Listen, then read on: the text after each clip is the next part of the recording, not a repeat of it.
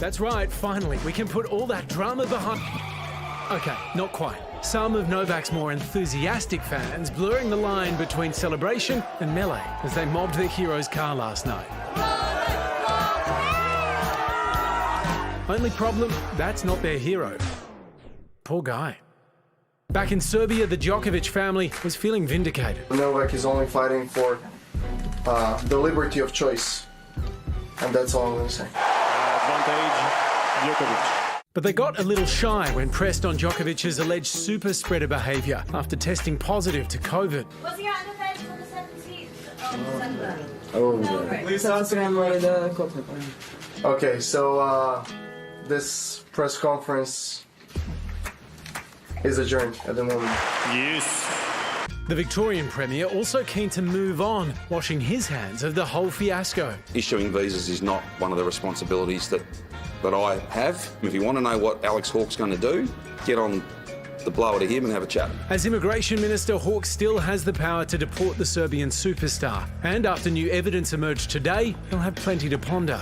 Djokovic's travel declaration on January 5 stated that he hadn't travelled in the 14 days prior to his arrival in Australia. But after spending Christmas in Serbia, Djokovic attended a Spanish tennis academy over the new year. Having orchestrated a diplomatic disaster, there are no easy options for the federal government. If he gets deported, it does incredible damage to Australia. If he gets to stay, it does incredible damage to our tough border rules. So have they squandered their home court advantage? They got themselves into this mess. They're going to have to get themselves out of it. So championship point. Well, The Guardian Australia's Amy Remikas joins us now. Amy, the Morrison government is the one that's meant to be tough on borders. What's the hold-up? Well, they're tough on borders when it's politically advantageous to be tough on borders. And I think they found themselves in a little bit of a pickle with this one because they got involved. We saw the visa being cancelled. And then suddenly we saw this very big backlash about, hey, should the government actually be doing this? Now, this isn't new. This is something that the government does all the time to asylum seekers and refugees. It's just that it's happened to a very high profile tennis player. And suddenly everyone knows exactly what Australia's border policies are and how fluid they can be. Amy, the federal court has already ruled on this emphatically. Why is it still up to a minister, one bloke, to decide whether to kick out Novak?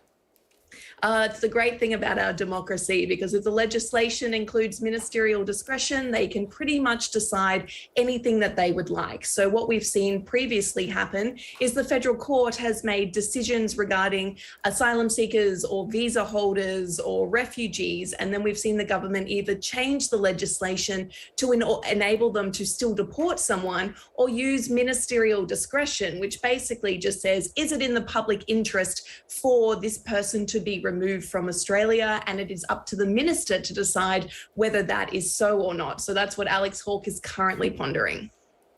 And Amy, border protection has been such a badge of honour for both Scott Morrison and the coalition. Does it show that if you've got good lawyers, plenty of money, our borders maybe aren't that strong? Well, it's a really interesting point, because what does the government do here? Do they continue the precedent that we have seen previously with people who have been in similar situations, having their visas cancelled and then being deported? Or do they use the discretion to allow somebody to stay? That's a really tricky spot for a government that has prided itself on being tough on borders. As you said, that's something that Scott Morrison has made an absolute signature of his. It was continued by Peter Dutton, and now we're seeing it continued with Karen Andrews and with Alex Hawke. But having said that, Australia does have a history of holding international celebrities hostage for some time, starting with Frank Sinatra in 1974 and then releasing them. So it just seems to be following that pattern. Amy, I just wonder whether, these are strange times, have the politics of this changed? Because I imagine the government might have looked back to maybe Johnny Depp's dog and thought, you know, that made us look pretty strong. Maybe looked even further back to the Tampa crisis, for example, and said, you know, that played well in the lead up to an election. Is this government finding now that suddenly attitudes are different, the complexities are playing out differently? Yeah, I think you're absolutely right on that. I think at one point the government did think that this was another Tampa. And in fact, that was a part of the background channel, a chatter that was going on when this decision was made, that this shows how Australia is still strong on borders. But there has been a massive shift in public perception and opinion on Australia's border policies on these sorts of issues since the Tampa crisis. And people are starting to wonder, why are we still doing this? Why are we keeping people locked up in hotels or on Nauru or on Manus? And what can we do to start to change this?